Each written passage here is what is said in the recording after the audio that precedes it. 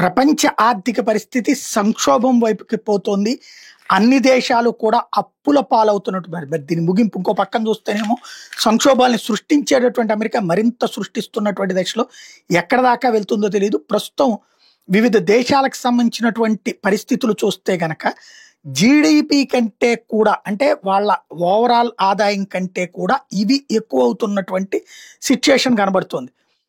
ఏదైతే ఇప్పుడు America top 20 ఎకానమీస్లో చూస్తే అమెరికా జీడిపి $30.51 ట్రిలియన్, కానీ దాని అప్పు $38.1 ట్రిలియన్. అంటే అసలు కంటే అప్పు ఎక్కువ ఉంది. చైనా జీడిపి $19.23 ట్రిలియన్, దాని అప్పు 16.98, కొద్దిగా తక్కువలో ఉంది, బెటరే. అమెరికానే అతిపెద్ద సంక్షోభం.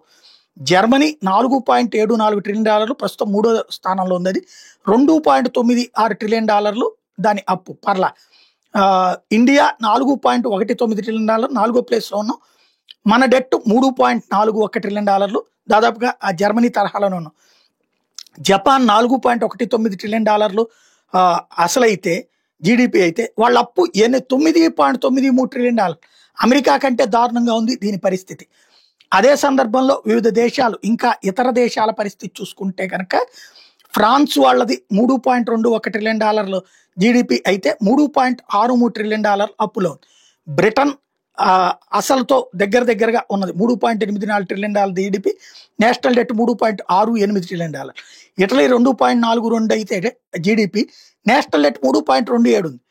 కెనడా 2.23 ఉంటే 2.37 దాకా ఉన్నటువంటి పరిస్థితి, 2.48 ట్రిలియన్. అంటే జీడిపి కంటే ఎక్కువ అప్పుల్లో ఉంది.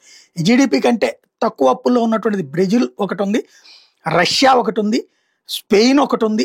స్పెయిన్ మళ్ళీ ఎక్కువగానే ఉంది. సౌత్ కొరియా కాస్త బెటర్గా ఉంది.